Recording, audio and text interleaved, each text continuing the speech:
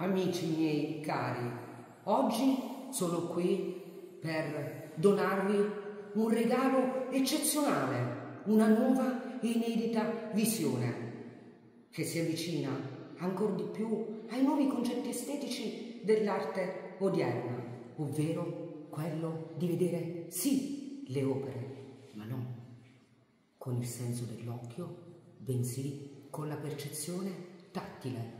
Vi condurremo in un mondo e una dimensione nuova, fatta di sensazioni, emozioni e tutto ciò per merito dei nostri artisti contemporanei. Con me in questo percorso, assieme a tutti voi, anche il nostro padre Simão, nonché direttore del museu. E é com grande prazer que damos as boas-vindas a vocês, amigos e amigas caríssimos. Hoje, aqui no Consulado Museu, estamos a proporcionar a todos para uma exposição excepcional, intitulada a Bíblia Experiências Tangíveis, obras maravilhosas, fruto da fé das pessoas, que não é para ver com os olhos, é para ver com as mãos, o tato, que proporciona estas experiências tangíveis, onde a fé com a mão, com o toque, com o tato, incontra o divino. E dove andremo ad avvicinarci attraverso questa percezione tattile, ci avvicineremo ancora di più al sacro, alla fede. Ogni opera in esposizione parla delle sacre scritture, queste sacre scritture che diventano attraverso l'arte sacre immagini. A ideia desta exposição parte mesmo desta riqueza grande que é a Bíblia, as Sagradas Escrituras. A Sagrada Escritura tem uma riqueza incrível e daí saltam para estes quadros, para estas estátuas que vamos poder observar. Abbiamo il piacere di presentarvi l'opera dell'artista Silvana Bonpadre, una donna piena di fede e fiducia al nostro Dio Padre. E lo possiamo cogliere anche dall'immagine. Essa dedica tutto il suo lavoro alla figura di Gesù, figlio di Dio. Dagli Atti degli Apostoli, capitolo 1, versetto 9-11, l'artista mette in evidenza la resurrezione di nostro Signore, ove egli sale in cielo. Qui lo possiamo cogliere. Toccando il volto, piano piano, salendo, cogliamo dei piccoli tassellini che ci ricordano le formine dei puzzle, e questi ci permettono, attraverso i pupastrelli, di cogliere l'elevazione di Gesù, il suo salire in cielo.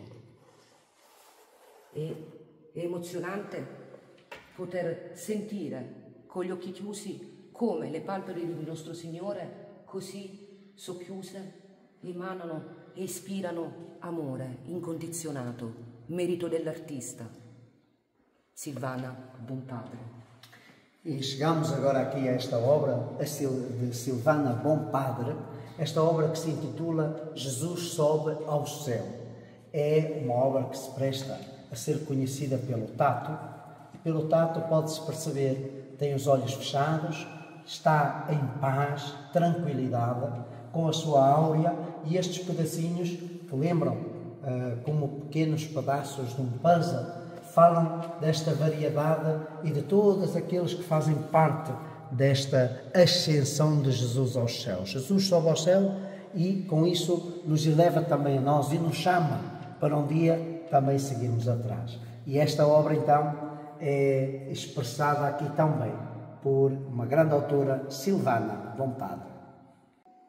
È un'opera appunto che mette in evidenza la grandezza di Dio, e ciò lo possiamo cogliere anche dal titolo dato all'opera, dall'alfa all'omega, ovvero la prima lettera dell'alfabeto greco e l'ultima, i quali hanno un significato molto importante, ovvero la grandezza e l'onnipotenza di Dio, dall'inizio alla fine. È un passo che ritroviamo appunto nell'Apocalisse, capitolo 1, versetto 8. Ciò ci mette in evidenza come è presente la perfezione di Dio, quella perfezione che Sabrina incanala attraverso anche dei codici, se vogliamo, numerici. Qui, nell'estremità delle opere, toccando, avete sentito dei fori. Questi fori formano il numero 7, sia verso destra che verso sinistra. E il 7 è il numero della perfezione. Questa perfezione che Sabrina e tutti noi conferiamo al nostro Dio Padre. E chegamos aqui agora a esta obra intitulada Do Alfa ao Ômega. Esta obra que aqui temos foi feita com os olhos fechados. A Sabrina Salles, esta autora, sem o uso dos olhos e sem o uso de nenhum instrumento, só com as suas mãos. Com as suas mãos modelou os materiais que usou e o Alfa e o Ômega, vemos aqui ao centro Jesus Cristo. Ele, que é dito o Alfa e o Ômega, ou seja, a primeira e a última letra do alfabeto grego, quer dizer que está em todo lado, está em tudo, toca tudo no universo. Ele é o centro, é o início, é o fim.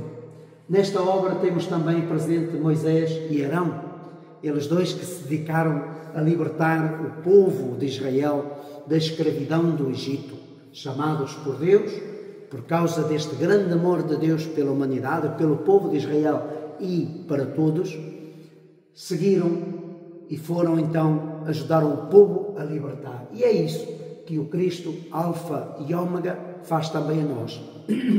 Nos convida à liberdade. Nesta obra temos a inspiração não de um texto, mas de 3 textos.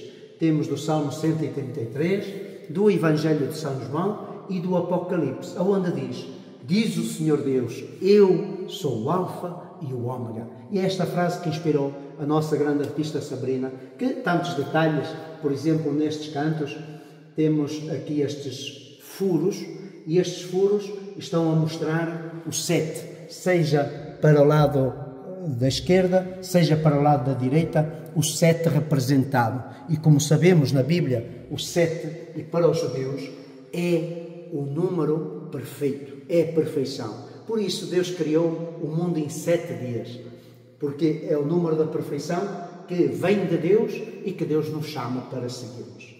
Por isso, aqui estamos apresentando esta técnica mista sem madeira 2024 da Sabrina Salles. Dinanzi a noi l'opera dell'artista Maria Tempesta. Maria, per realizzare questo lavoro, si affida a un passo di Ezechiele, capitolo 17, versetto dall'1 al 10. È un momento particolare per quanto riguarda il testo inciso in questi versetti, perché all'interno troviamo delle venature politiche, venature che riusciamo a cogliere anche all'interno dell'opera. Il testo racconta come Dio desiderasse che il regno di Giuda non perdesse la fede, ma che si affidasse a Lui, alla sua onnipotenza, per fare sì di rinascere, anziché affidarsi a potenze esterne, come il re d'Egitto e il re della Babilonia. Il regno di Giuda si affidò a queste potenze e questo regno piano piano si orì, e nell'opera è inciso questo racconto, la vite che con i polpastrelli riusciamo a cogliere, delicata, è il regno di Giuda. E qui il falco rappresenta la potenza estera, quella potenza che poi ha distrutto il regno di Giuda. È una parabola molto importante, la quale ci insegna ad avere fede e a non dubitare mai della forza di nostro Signore. Chegamos aqui agora a esta obra da nossa artista Maria Tempesta, e ela fez esta obra intitulada A Videira, mas é uma obra que é baseada em Ezequiel capítulo 17. É um texto da Sagrada Escritura que tem algumas questões políticas, porque o que está a acontecer neste passo é porque Deus está a chamar o povo de Judá para se virar e ter confiança em si, ter confiança em Deus. Porque ali houve esta tentação de seguir o rei Nabucodonosor e o povo, os poderes estrangeiros. E Deus está a querer chamar. E nesta obra, a Maria Tempesta consegue apanhar e exprimir bem esta tensão política, aonde a videira é Deus, que é a videira aonde nós, como ramos, devemos estar atacados, devemos estar presos para ter vida e estarmos ligados a Deus. E aqui sente-se bem o contato, esta força e esta solidez, este facto de ser sólido de Deus. E aqui temos o falcão, uma ave de rapina, que então está a representar os reis estrangeiros, as forças estrangeiras, que podem parecer outros poderes, além de Deus, que podem parecer apelativos, mas que são aves de rapina. Então, no meio deste mar, deste oceano, esta videira representa esta força para o povo de Judá. Por isso, uma obra maravilhosa que podemos ver com as mãos e, neste momento, com os olhos também. Maria Tempesta. Qui con noi, amici, l'opera dell'artista Dina Montesu. Titolo dell'opera: Il mare dopo la tempesta. Dina, attraverso il suo lavoro, esprime un passo importante del Vangelo di Marco, che va dal capitolo 4 con i versetti dal 35 al 41. In questo passo ritroviamo Gesù con i suoi discepoli mentre attraversano le acque di Galilea. Durante l'attraversamento una tempesta infonde. Gli apostoli, i discepoli, sono impauriti. Gesù no. Egli durante la tempesta è sereno, potremmo dire quasi sonnecchiante, a differenza dei suoi discepoli completamente impauriti dell'accadimento. Una tempesta che Dina ci permette di cogliere con il tatto, la sentiamo forte, sentiamo proprio la brezza che salta nei volti dei discepoli, come quando si suol dire uno schiaffo del vento. Eccolo, lo percepiamo, esso è forte, ma poi piano piano la tempesta va via e sentiamo proprio questo cambiamento sulla tela di un momento grave, forte, e poi svanisce e torna il sereno. È molto significativo perché ci permette di comprendere che qualsiasi siano queste avversità sentite nel corpo, nell'anima, Dio è capace di farle sparire, così come la grande tempesta nelle acque della Galilea. Dina Montesu. E chegamos aqui a esta obra de Dina Montesu, intitulada O Mar Depois da Tempestade. Temos aqui toda esta representação do mar, estas cores, variedade de cores, cores escuras, isto, o sentido que é atrito, todo este atrito que representa também cada um de nós, por vezes, situações, momentos que vivemos, que nos ferem até nas mãos, nos raspam a própria pele. Inspirada no Evangelho de São Marcos, capítulo 4, fala deste distúrbio dos apóstolos no meio desta tempestade. Estão cheios de medo, estão cheios deste turbilhão. E Jesus, que está na barca, que está no barco, dorme, tranquilo. E assim que é acordado: Mestre, não nos socorres? Nós estamos cheios de medo, não fazes nada. Jesus fala à tempestade, acalma o mar, acalma o vento. Então Deus, que mesmo no nosso interior cheio de turbilhão, cheio de tempestade, consegue então, destas cores escuras, conflituosas, então subir e haver mais serenidade, haver a bonança. Por isso o mar, depois da tempestade, tão bem interpretado pela nossa artista Dina Montesi. Ed eccoci arrivati all'opera dell'artista Paola Maver. Paola esprime un passo a me molto caro del Vangelo, il Vangelo secondo Matteo, dove andiamo a ritrovare il capitolo 6 con i versetti dal 25 al 34. È un passo molto importante, poiché mette in evidenza come Dio ci raccomandi a non preoccuparci dei beni materiali, delle necessità materiali.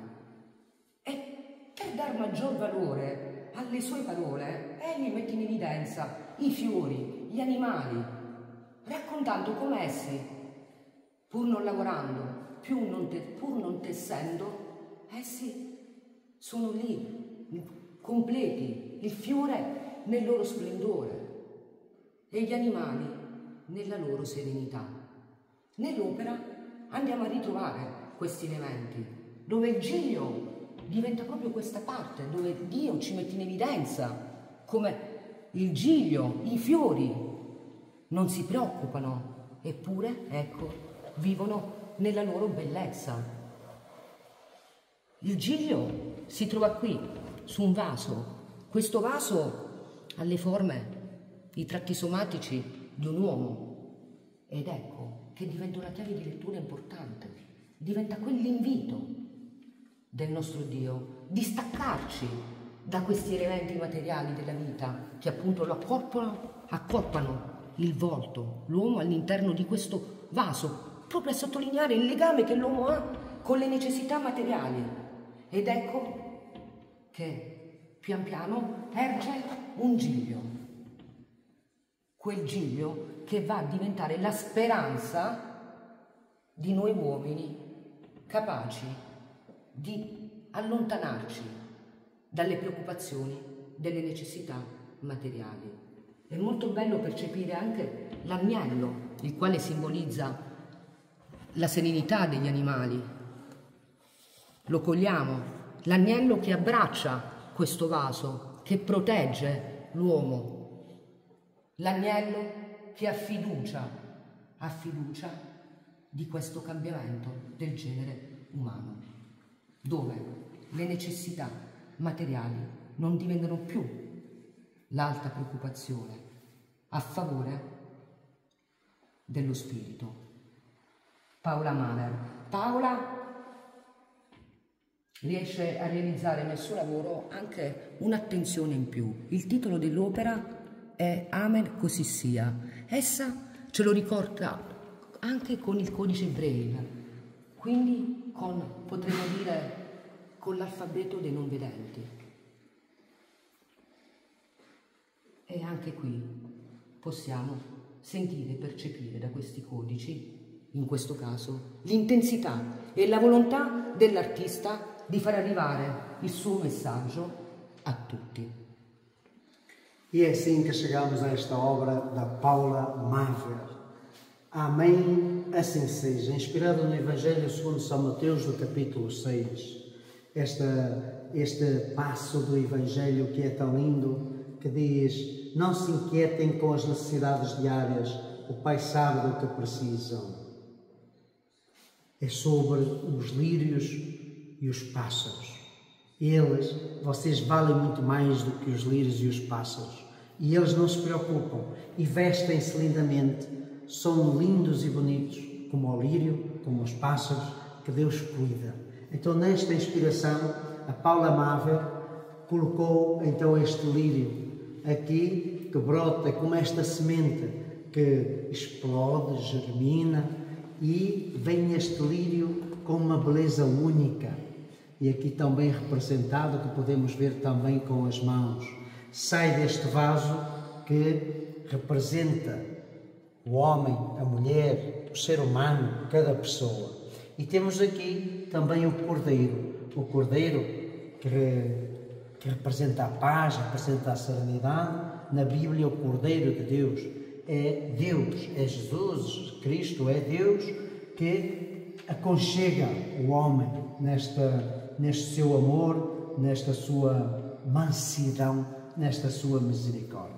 Então, nesta relação de amor com Deus, o ser humano que brota como um lírio e enche todo este quadro, toda esta potência, porque esta potência que Deus nos dá, que pode explodir e fazermos obras maravilhosas. Como disse a Nossa Senhora, maravilhas fez em mim o Senhor. Quando deixamos Deus operar em nós, nós podemos ser este lápis nas mãos de Deus, que cresce, que fortifica e põe em ato e dá continuidade a esta obra de Deus que é o amor chegar a todos. E aqui estamos. Amém. Assim seja. Paula Maver.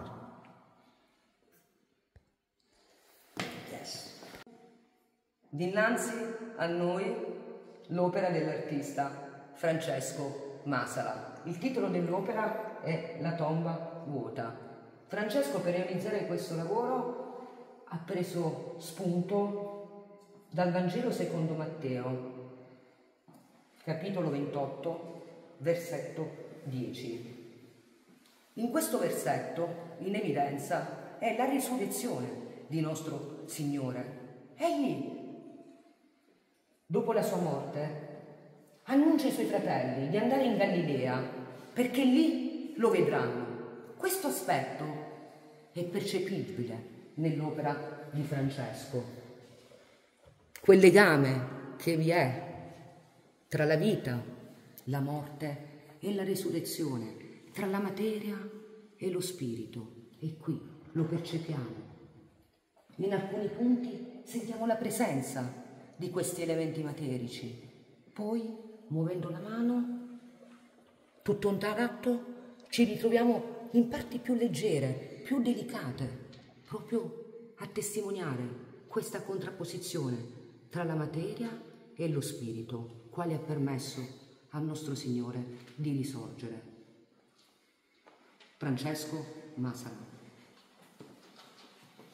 Chegamos aqui a esta obra de Francesco Masala, O Túmulo Vazio. Nesta obra que aqui vemos, inspirada no Evangelho segundo São Mateus, então Jesus disse-lhes: não temais, ide anunciar aos meus irmãos que vão para a Galileia e lá me verão.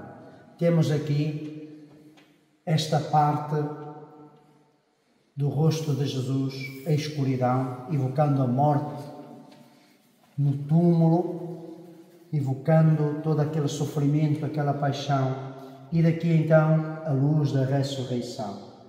Quando os apóstolos chegaram, encontraram este túmulo vazio, é porque Jesus tinha ressuscitado. E é a grande esperança cristã isto mesmo, é que a morte não vence. A vida vence a morte. E o nosso artista representou tão bem todo o sofrimento da paixão com esta coroa de espinhos, que passando a mão parece que fere os nossos polegares, os nossos dedos, parece que fere, parece que podemos sentir esta coroação de espinhos que tanta dor provocou na cabeça, e com a ressurreição então tudo desaparece, tudo esfumaça, e a ressurreição é a vida que vence a morte. E por isso aqui a nossa obra do Túmulo Vazio di Francesco Masala. Luciano Ventura, un artista estremamente creativo e originale, e tale originalità possiamo cogliere anche nella scelta del passo che egli ha utilizzato per realizzare il suo lavoro. Qui questa volta voglio riportarvi nello specifico il passo. Allora Giosuè parlò al Signore nel giorno in cui il Signore diede agli Amorrei nelle mani degli Israeliti e disse davanti agli Israeliti: Sole, fermati sopra Gabon, e tu luna sulla valle di Ajalon. E il sole si fermò e la luna si arrestò finché la nazione non si fu vendicata dei suoi nemici. Luciano sente proprio questo messaggio, lo accorpa a sé e ci dà un'opera che si contraddistingue dalle altre, ci mette in evidenza l'universo, lo spazio, oltre il cielo e la terra, sottolineandoci che la forza di Dio, la sua onnipotenza è viva e presente ed è capace di muovere anche il sole e la luna. Una danza dei pianeti che possiamo cogliere attraverso il tatto. E ogni punto si dirama, crea delle graffiature, e queste graffiature ci permettono di cogliere la potenza, la forza vibrazionale di Dio, capace di muovere anche i pianeti. Luciano Ventura. E chegamos agora aqui a esta obra, O Espaço Infinito. Espaço Infinito de Luciano Ventura fala deste texto inspirador que é Josué capítulo 10, onde Deus mandou parar o sol e mandou parar a lua, para que pudesse fazer luz enquanto o povo de Israel lutava contra os seus inimigos e se pudesse vingar. Então temos aqui representado esta paragem do sol e da lua, mostrando esta potência de Deus.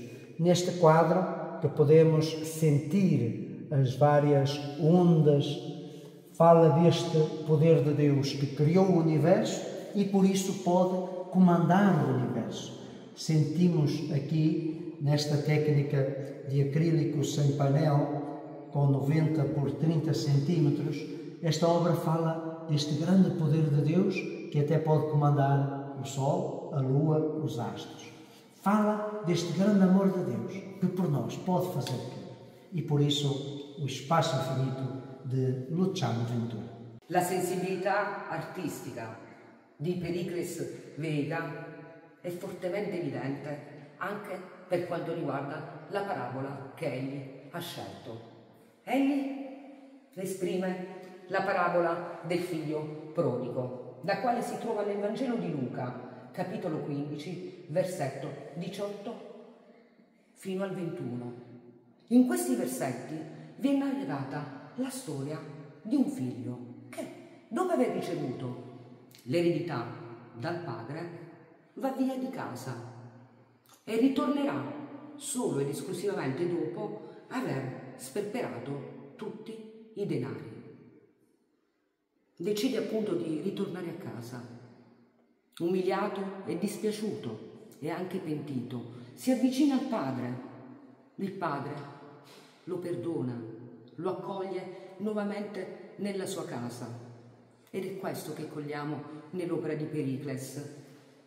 Possiamo cogliere la barba di questo uomo più forte che rappresenta appunto il padre e il giovane figlio rappresentato un po' più minuto tra le sue braccia.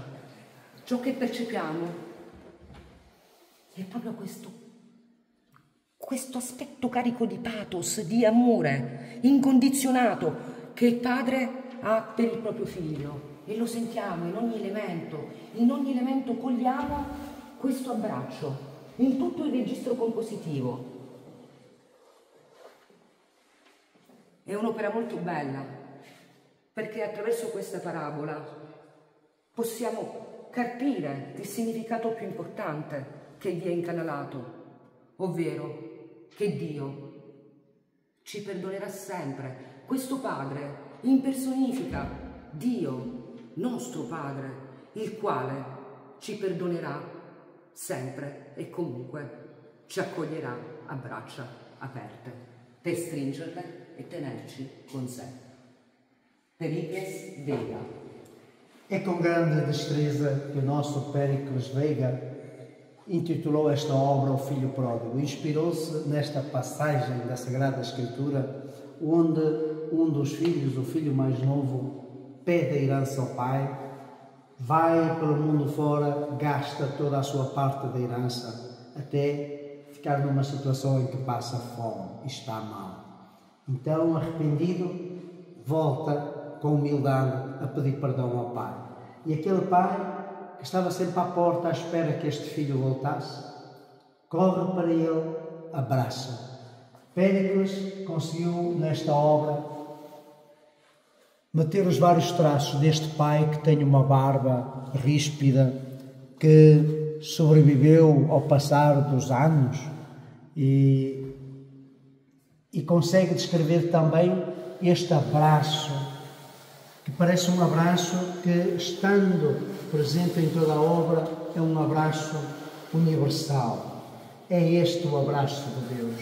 Este Pai representa Deus Pai, que nos ama e que nunca desiste de nós e que está pronto a correr, a abraçar-nos, a perdoar. Deus está sempre pronto a perdoar. Uma grande obra intitulada O Filho Pródigo, por este nosso grande artista, Péricles Veiga. Mariella Stirpe, con il suo estro, dà vita alla natività. Una natività che nelle mani dell'artista si fa estremamente contemporanea nell'utilizzare un registro compositivo originale, dove bisogna guardare, toccare per comprenderne il significato.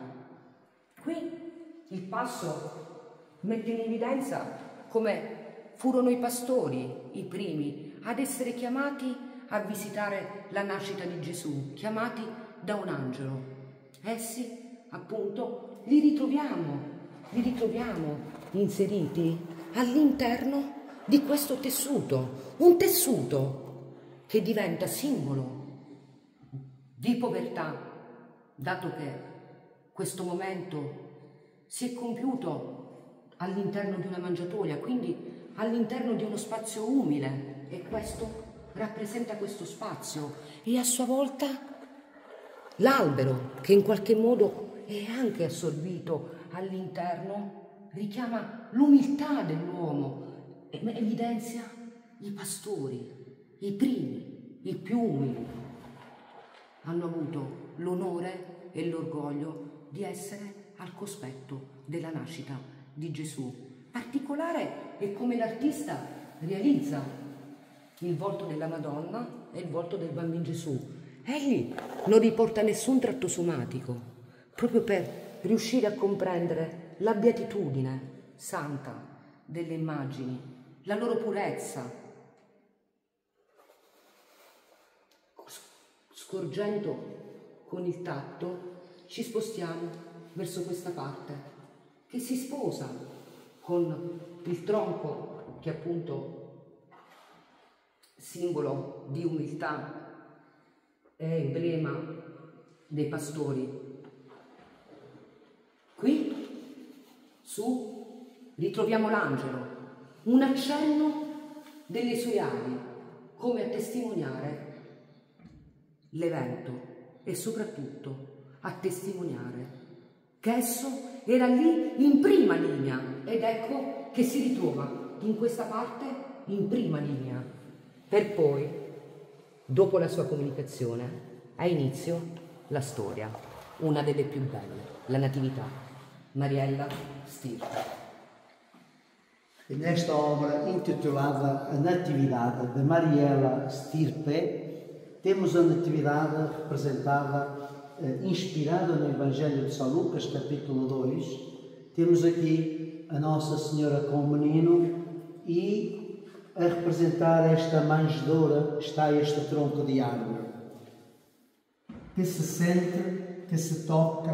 Podemos imaginar a tocar aquela manjedoura que recebeu Jesus. Aqui está representado também todo aquele homem que é simples, que é humilde, que Deus, que é o maior dos maiores, quis nascer na simplicidade, na pobreza de uma manjedoura. A representação de Nossa Senhora e do menino não tem traços somáticos, é límpido, porque alude, faz uma alusão a esta simplicidade, que só na simplicidade, pessoas com tal simplicidade podem acolher esta proposta de Deus. Temos aqui a estender desta árvore, desta manjedoura, o anjo, aqui uma alusão ao anjo, porque este programa começou mesmo com a anunciação do anjo a Nossa Senhora, onde ela disse sim. E o anjo que está aqui em primeiro plano, como primeira testemunha deste acontecimento, que é Deus se faz carne. e por isso esta obra maravilhosa da Natividade de Mariela Stirka. Olá! Bem-vindos ao canal Sotaria TV. Siga-nos no Facebook, YouTube, Instagram e TikTok. Sotaria TV, da aldeia para o mundo.